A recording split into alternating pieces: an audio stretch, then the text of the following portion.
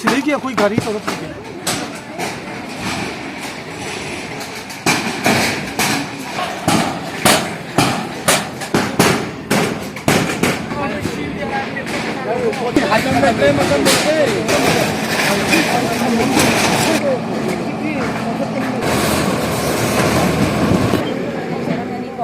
अदुगा अखोइदी अखोइ yum तरामुक्ति अखोइ सिदा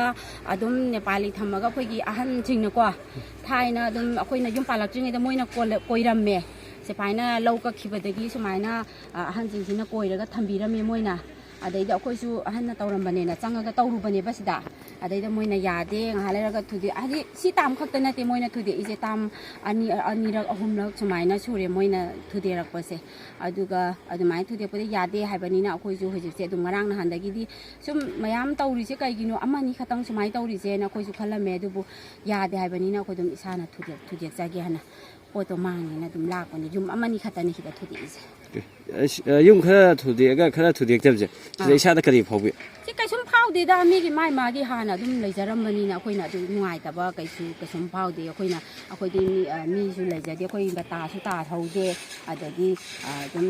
jinggon koi ja ba ngak tani ba koi gi jinggon koi ba ngak tani atai kem ta laite nuai ta ba su phawde mi thugai da ba su kasu nuai ta ba su phawde du ya de hai bani na dum koi yum ji khatang si dok charaga jinggon de dum koi ja gi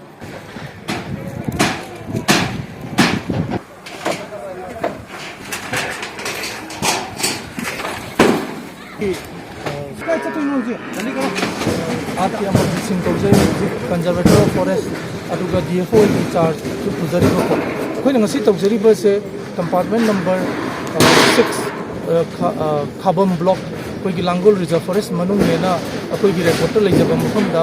अखोइना सोपोस तौजबसे yum कुनमापन ने अदुगा मसिगी मफम जे अखोइगी forest rights act की मखादा claim तौरगा हुजिक process ता लेरिबा मफम ने अदैदा साइ rights forest rights थादबा अदुगा अतोप अनौबा हाइतर खर